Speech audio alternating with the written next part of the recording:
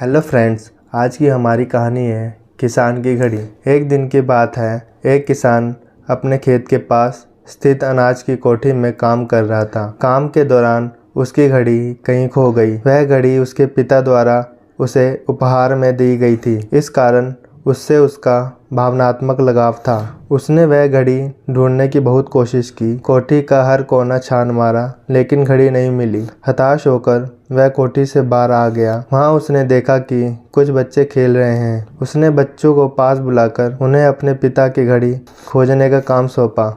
घड़ी ढूंढ निकालने वाले को इनाम देने की घोषणा भी की। इनाम के लालच में बच्चे तुरंत मान गए। कोठी के अंदर जाकर बच्चे घड़ी की खोज में लग गए। इधर उधर यहाँ वहाँ हर जगह खोजने पर भी घड़ी नहीं मिल पाई। बच्चे थक गए और उन्होंने हार मान ली।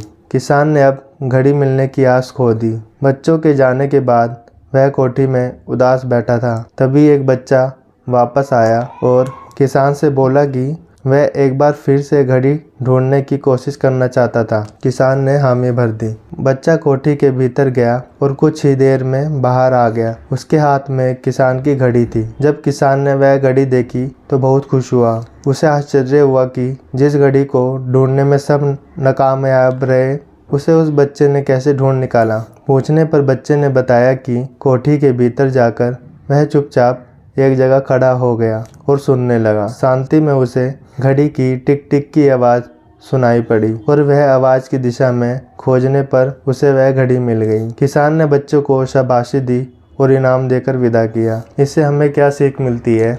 शांति हमारे मन और मस्तिष्क को एकाग्र करती है और एकाग्र मन स्थिति जीवन की दिशा निर्धारित करने में सहायक है। इसलिए दिन भर में कुछ समय हमें अवश्य निकालना चाहिए जब हम शांति से बैठकर मनन कर सके। अन्यथा शोरगुल भरी इस दुनिया में हम उलझकर रह जाएंगे। हम कभी न खुद को जान पाएंगे न अपने मन को। बस दुनिया की भेड़चाल में चलते चले जाएंगे। जब आँख खुलेगी तो बस पछतावा होगा कि जीवन की ये दिशा हमने कैसे निर्धारित कर ली। हम चाहते तो कुछ और थे, जबकि वास्तव में हमने तो वही किया जो दुनिया में कहा। अपने मन की बात सुनने का तो हमने समय ही नहीं निकाला।